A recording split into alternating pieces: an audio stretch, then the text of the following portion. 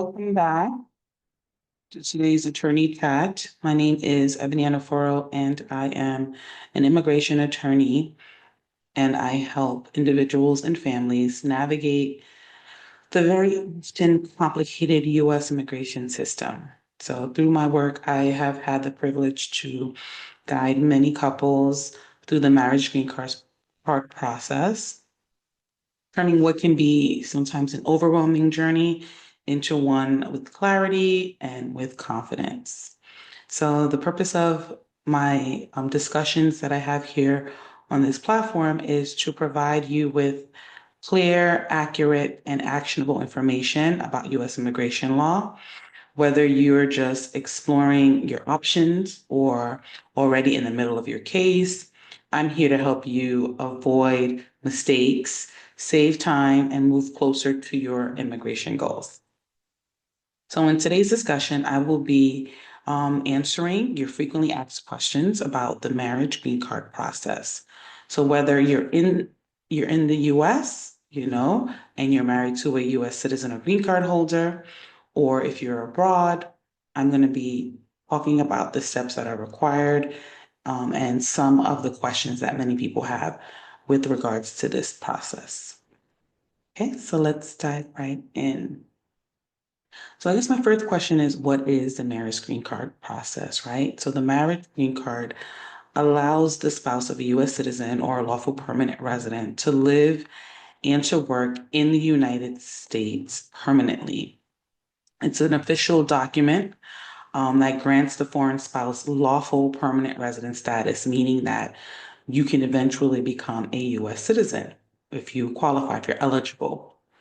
Importantly, it's only granted to couples who can actually demonstrate that their marriage is bona fide. And what does bona fide mean? Bona fide means that you're in a genuine, real marriage for love, and not solely for the purpose of gaining immigration benefits. Okay? Now, so who is eligible, right? I talked a little bit about this, but I want to go in a little bit more detail. Now, to qualify for the marriage green card, you have to meet certain criteria. And the following criteria that's very important and crucial in determining whether or not you're going to be successful in this process is one, you and your spouse must be legally married, right? Legally married in the jurisdiction that recognizes your marriage. Now, this includes marriages that take place overseas, abroad. So a lot of people do ask me, well, I married my spouse in their home country. Does that count as a legal marriage? Yes. If it's a legal marriage in that country, the U.S. government will honor it, and they will accept it and recognize the marriage as a legal marriage. The petitioner, so the U.S. citizen or permanent resident spouse, must be able to prove their status as a U.S. citizen or legal permanent resident. And how we do that is we show proof of your birth. So if you were born here as a U.S. citizen, we'll provide your birth certificate or passport.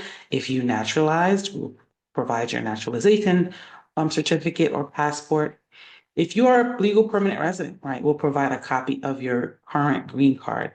Either way, in order to qualify, you have to be able to prove that the person petitioning for you has legal status. You must also be able to prove that your marriage is bona fide. Now, I talked a little bit about what that means, and I really want to emphasize that this is really, really important, right? You can have all the other requirements that I'm going to talk about, but if you can't prove that the marriage is real and genuine, you will not be able to get a marriage green card. You will not be approved. So USCIS is specifically looking for real marriages, not sham marriages. So you have to provide evidence that the marriage is real and genuine. And you can provide evidence such as joint finances. They love to see you commingle your finances. Family photos together. So pictures with family and friends, pictures showcasing your life together, right? With family, with friends, doing life together. Affidavits also really good if you have people who are willing to give their statement and talk about the relationship. That's also really helpful. If you have joint children, that's always a bonus. That shows a commitment long term. And any other piece of evidence that will show that this marriage is for the long haul and that you guys intend to build a future together. Now, another thing you want to consider is that the foreign spouse must not be barred from adjusting their status or immigrating through consular processing. So, a lot of times people will be barred from adjusting, whether they're in the US or immigrating to come here, if they have past immigration violations or certain criminal offenses in their background. Now, sometimes people don't know about this or they forget, that they committed a crime a very long time ago when they were young, and it comes up during the process, right? It comes up at the consular interview. When this happens, don't, all is not lost. Don't worry, right? Just yet. There might be an option for you. USCIS too does provide waiver options for people in this situation, and you would have to apply to a separate application where you would apply for a waiver based off of whatever you are considered ineligible for. And when that's approved, you'll be able to immigrate to the United States. Okay. Now, you heard me talk about two terms, adjustment of status and consular processing. What are they and what are the difference? Well, adjustment of status is a process for spouses who are already in the United States, right? So either they're here legally on a different status and now they're changing their status because they're applying for the marriage green card, or in some cases they came in legally on, let's say, a visa and they overstayed, but now they're getting married and their spouse is a US citizen, so they can adjust their status in the country. What it simply means is that you are able to apply for the green card process in the United States without having to leave and go back to your home country. And there's only a select few people that can do this, particularly people that are currently in status and there's a visa available, and or people who are the spouse to a US citizen who had a legal entry. Okay, so in order to do this, you would have to have a I-130 petition filed on your behalf by your petitioning spouse. And you, in most cases, will be able to apply for the I-485 concurrently, which means at the same time as the I-130 petition is filed. Okay, during this process, you are also able to apply for a work permit or travel document, which is called the advanced parole. Because the marriage green card process takes a long time, the US government understands that foreign national spouses might need to work and support themselves or support the relationship. So they provide work permit options for you so that you can work while you wait for your green card to be reviewed and approved. Now, consular processing is different. So this is for spouses who are outside of the US. So the US citizen or green card holder will file the I-130 on behalf of the foreign national spouse. And once it's approved, that foreign spouse will now apply for the immigrant visa through the US Embassy or the consulate. They'll go through the State Department. So it's a different process. If you're in the country, you do everything through USCIS. If you're outside of the country, the first step you apply through USCIS, and then your next step goes to the State Department. And once you have your interview abroad, you will now be able to come in and enter through consular processing in the US. Okay, so I get a lot of questions about documents that are required for the marriage green card. I'll talk a little bit about it, what you need to prove that you're eligible. So you're going to want to provide copies of your marriage license. You want to provide the bona fides that we talked about. So you want to provide photos, joint lease agreement, financial documents showing commingling of finances, and anything else that will prove that your marriage is real and bona fide. You want to provide proof and evidence of your spouse's status. And also, you want to prove financial support. So, part of the marriage green card process is that the foreign national spouse must be supported by their U.S. citizen or legal permanent resident spouse. So that person who's the petitioner has to complete a form called the affidavit of support, basically showing that you can financially take care of your foreign national spouse while they're here in the United States. Now, you're going to have to provide evidence that you meet that threshold, and that threshold will depend on your household size. That threshold will depend on your household size.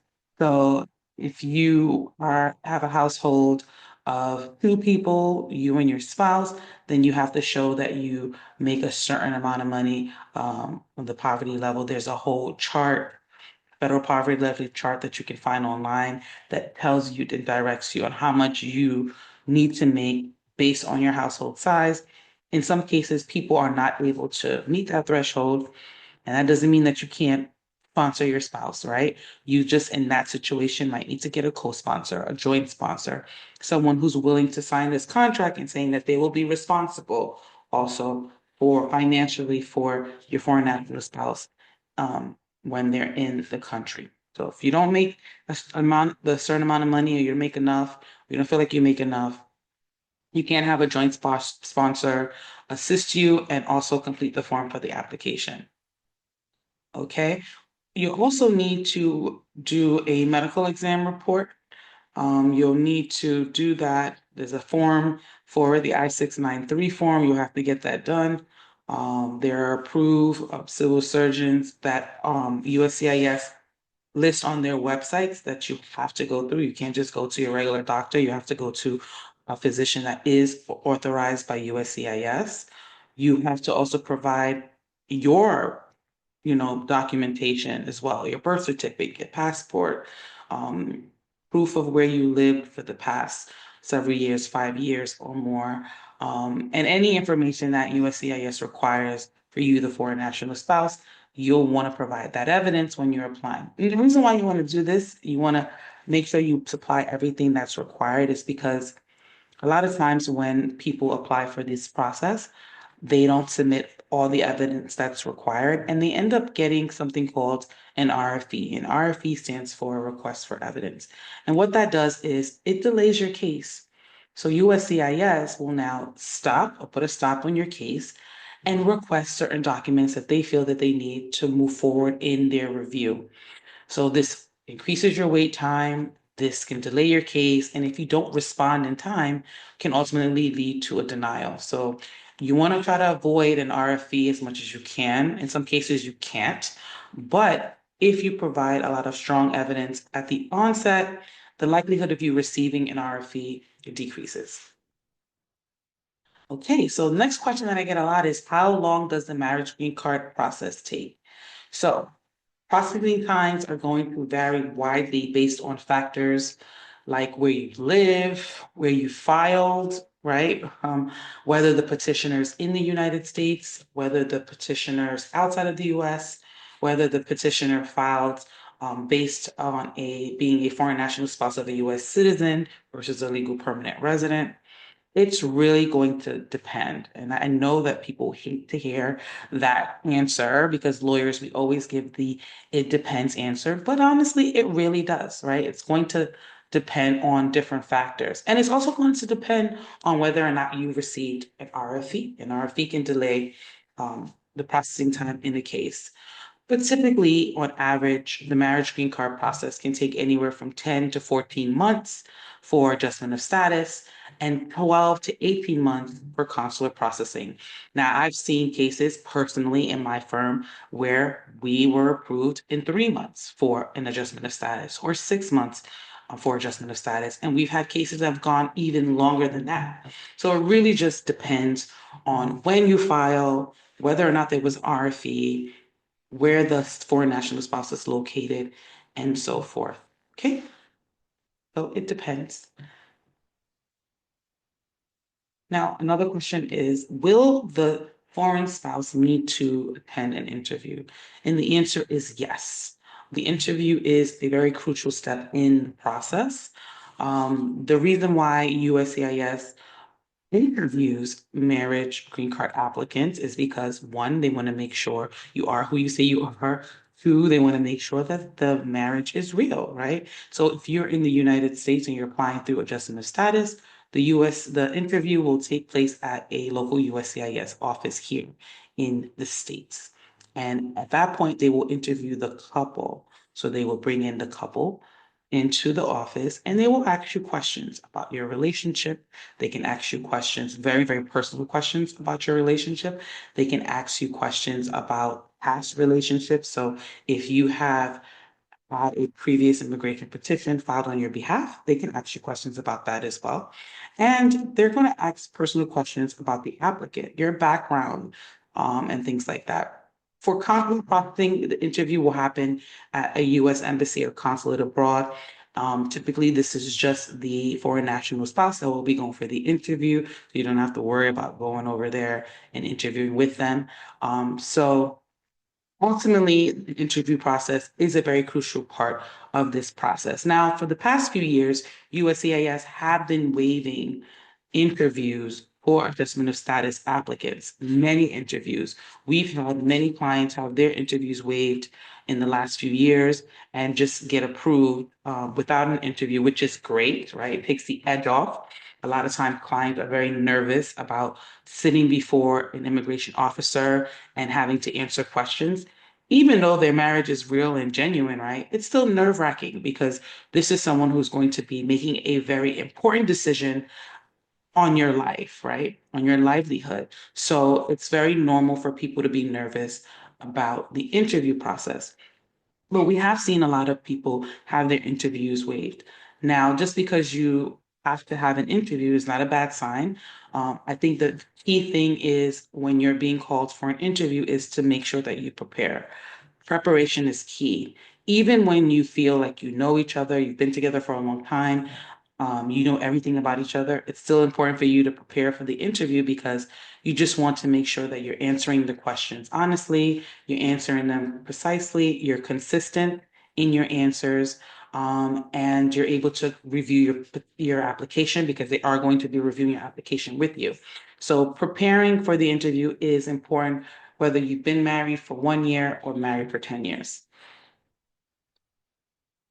Another question I get a lot is, can I work while I'm waiting for my marriage green card? And I kind of answered this already. If you are in the United States and you filed for an adjustment of status and you apply for a work permit, which is on the form I-765, and you applied with your adjustment of status application, typically we see approvals for the work permit anywhere from 3, 6, maybe sometimes 9 months on the latest being processed. Once you receive that work authorization, then yes, you are able to apply for, you are able to work while you wait for your green card. A lot of times we've seen people get approved for the work permit and shortly after get the green card. That happens a lot as well. But to answer your question, yes, while you're waiting for your marriage green card, you can work if you've been approved for a work permit. Another question that I get is, what happens if our marriage ends during the green card process? Well, if the marriage ends before you get the green card, before the green card is approved, your application will likely be denied, you know? And this is because the whole purpose of getting the green card is based on the marriage. So if there's no marriage, then ultimately there's going to be no green card. Now, however, if you've already received your green card and you received what is known as a conditional green card, which is the 2 year green card, it's not the permanent 10 year green card, then you can still apply to remove the conditions off of that 2 year temporary green card by filing the form I-751 and requesting a waiver based on the fact that you were in a genuine marriage. And however, your marriage ended based on divorce, and you would have to provide proof of that divorce. So if you already received a green card, but it's conditional, and your marriage terminated, all is not lost. You don't automatically lose the green card. You still have to apply to remove the conditions, apply for a waiver, and let USCIS know that the marriage terminated based on divorce and provide the evidence required to show that marriage is no longer. Okay. But if you never received the green card and the marriage ended, unfortunately, you're likely to be denied. Okay. Another question that comes up is, what if the foreign spouse has unlawful presence in a criminal record? Now, I kind of talked about that earlier, right? This happens a lot. A lot of times, spouses will come and they will overstay their visa, or they enter the U.S. illegally by crossing a border, or they have a criminal record. They committed several crimes or 1 or 2 crimes, right? Either way, in these situations, it is very important for you to work with an attorney because these situations can be very complex and it's An attorney will be able to guide you, review and analyze the situation, evaluate your case, and direct you on what's the best path. Depending on whether you entered illegally or whether you committed a crime, you're going to be required to have a different waiver. Sometimes people have both, right? Some people cross the border without legal entry and have a criminal record, right? So they have to do two waivers. So in this situation, you will definitely need to work with an attorney because it's not something that you want to go on your own. Now, if you get a waiver and your waiver is approved, then you'll be able to go consular process, go back to your home country, and then go through the interview at the embassy and enter into the US with the immigrant visa and get your green card. Can I travel while my green card application is pending? Similar to the question about working while your green card is pending. If you are applying for adjustment of status and you're adjusting and you're staying in the US to receive your green card, you can apply for your work permit and another permit called advanced parole. Advanced parole basically gives you permission to leave the US and re-enter after a short stay outside of the country, right?